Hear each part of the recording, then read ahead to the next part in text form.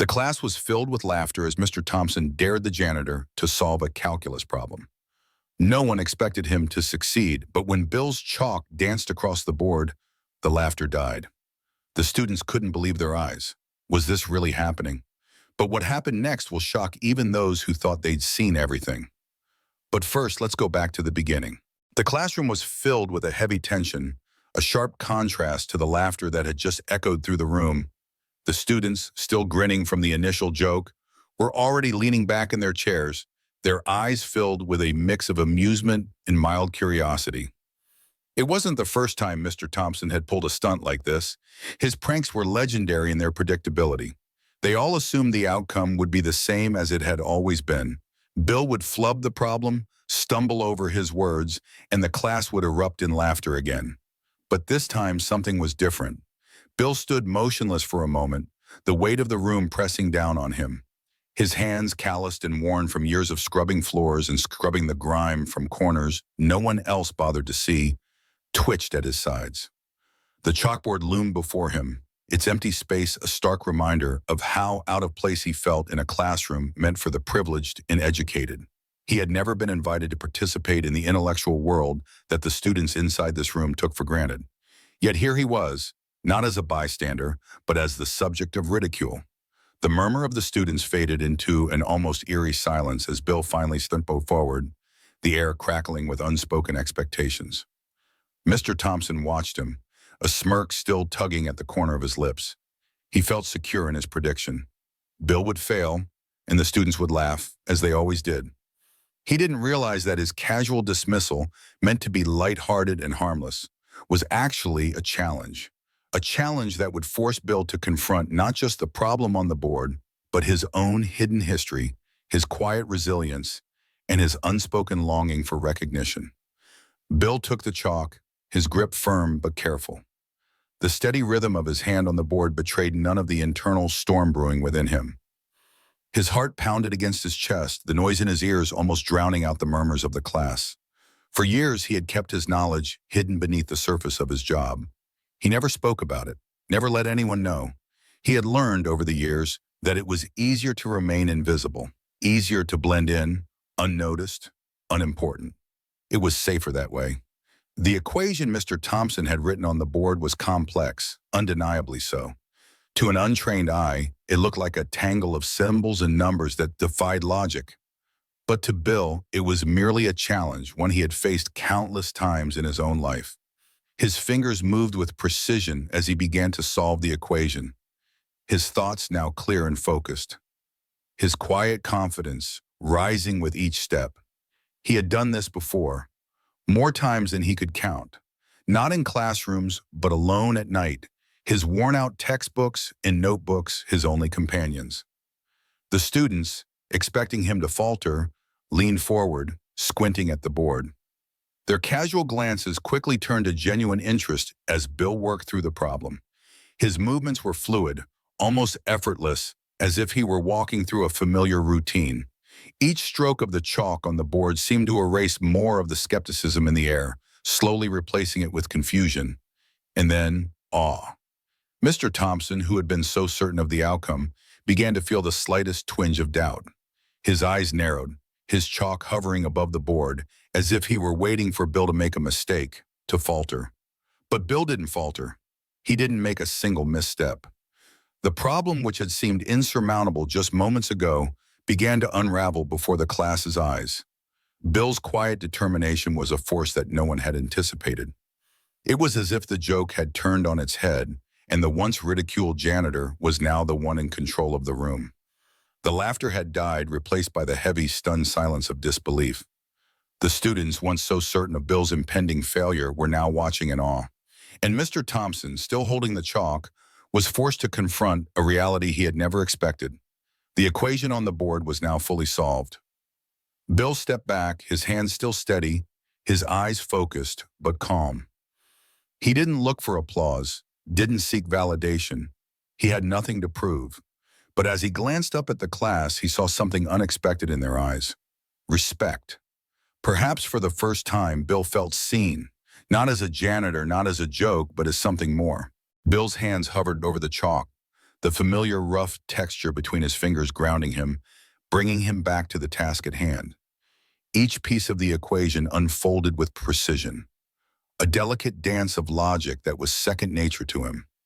It was as if the board had become an extension of his mind, and every step he took erased the boundaries that had long separated him from the world of numbers and symbols that so many of the students in this room took for granted. The students, who had been openly chuckling at the thought of Bill even attempting to solve a calculus problem, now sat frozen, eyes wide, mouth slightly ajar. They watched as the man they had barely noticed before moved effortlessly through a subject that, to most of them, felt impenetrable.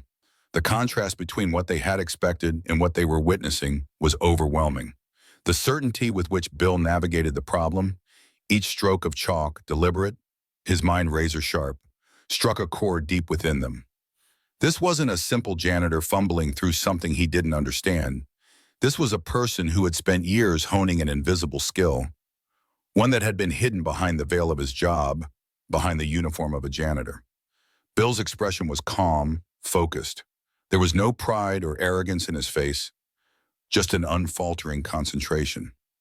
It was as if, in this moment, the classroom had become his sanctuary, and the chalkboard, the stage upon which he could show the world what they had failed to see all along.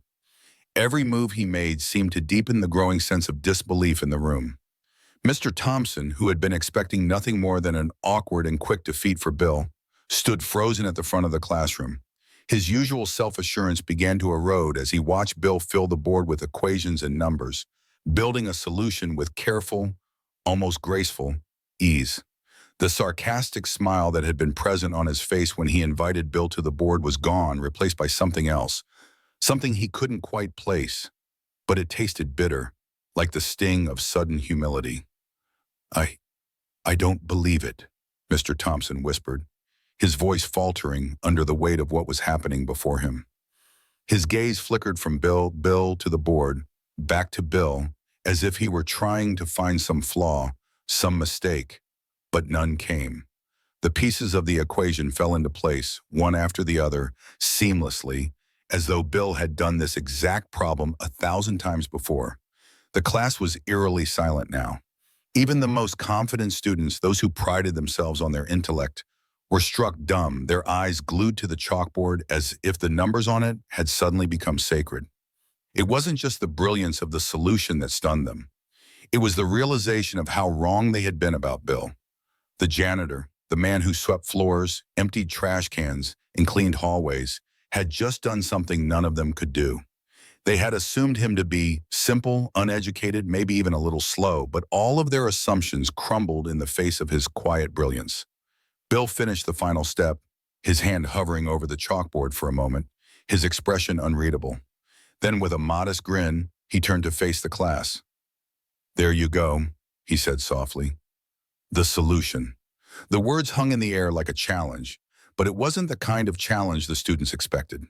It wasn't about proving something. It was about recognition. Recognition of the fact that Bill Cooper, the janitor, had just done what none of them could do. The silence stretched on, each second dragging with the weight of realization. The classroom was still. The only sound was the faint scratch of chalk on the board, the lingering echo of something extraordinary that had just occurred. No one moved. No one spoke. They just stared, wide-eyed, at Bill, as if waiting for some sort of explanation, some kind of excuse, some reason for why this had happened. But there was no explanation. There didn't need to be. In that moment, the solution was clear. Not just the calculus problem, but the deeper truth that had always been there, hidden beneath the surface. Bill Cooper was not just the janitor. He was so much more. Bill hadn't expected to be the subject of so much attention. It wasn't just that the students were curious about his brilliance. There was something more behind their fascination. They weren't just intrigued by his ability to solve calculus problems, but by the mystery of the man who had so seamlessly blended into the background of the school. The more they spoke to him, the more they realized that Bill's quiet demeanor and humble life had hidden a wealth of untapped potential. It wasn't just a matter of him knowing how to solve equations. It was the fact that he had spent years cloaked in obscurity, his brilliance overshadowed by a life that had constantly demanded more than he could give. At first, Bill was reluctant to respond to their questions. He couldn't shake the feeling that this newfound interest wasn't for him, but for the story he could tell. He didn't want to be a spectacle. He didn't want his life, which had always been defined by quiet work and sacrifice, to become fodder for the curiosity of teenagers who had little understanding of what it was like to be invisible. Yet, with each passing day, the questions grew louder, more insistent. Some students began to approach him during lunch, some during his cleaning shifts in the hallways, eager to ask about the moment he had solved the impossible problem on the board. They asked him to show them more, to explain how he had done it, but Bill, still hesitant, kept most of his answers brief. But there were a few who persisted, who didn't let the silence hang in the air. They asked him again and again until one day Bill found himself sitting with a small group of students in a quiet corner of the school, the sound of footsteps echoing through the empty hallways as they waited for him to speak. He hadn't planned on sharing anything, but something about the earnestness in their eyes softened the walls he had spent years building. They weren't just asking to know how he did it, they were asking to understand him. Bill's voice, when he finally spoke, was quiet but steady. "I used to dream of being a mathematician," he said, his gaze drifting to the floor, as if he could still see the young man he once was in the space between his words. "But life doesn't always go the way you plan. I had responsibilities, family to care for, bills to pay, and no one to help me along the way." He paused, his hands working over the edges of his worn-out sleeves as if trying to smooth away the memory of years spent buried beneath menial tasks. "I never got a degree," Bill continued, the weight of the truth hanging between them. "But the passion for learning didn't fade. It was always there. I spent my nights, after cleaning up here, reading books, solving problems on my own. It was all I had." The students listened, some leaning forward, others exchanging glances. The truth was out now, the hidden talent that had remained buried for so long. It wasn't that Bill had never had the ability, it was that his life had not afforded him the luxury to show it. The unspoken admiration in the room was palpable. They saw him not just as the janitor who had solved an equation, but as someone who had carried his own quiet burdens, someone whose resilience and intelligence had been overlooked, relegated to the background of the school's daily rhythm. There was a humility in Bill that resonated deeply with them. He didn't boast about what he knew. He didn't seek admiration or validation. He simply existed, carrying with him the weight of a dream deferred. Yet there was something about his quiet perseverance that made him even more admirable. His ability to have continued learning, to have found solace in books and numbers, even while scraping by in a job that many people dismissed, made him a figure of quiet strength.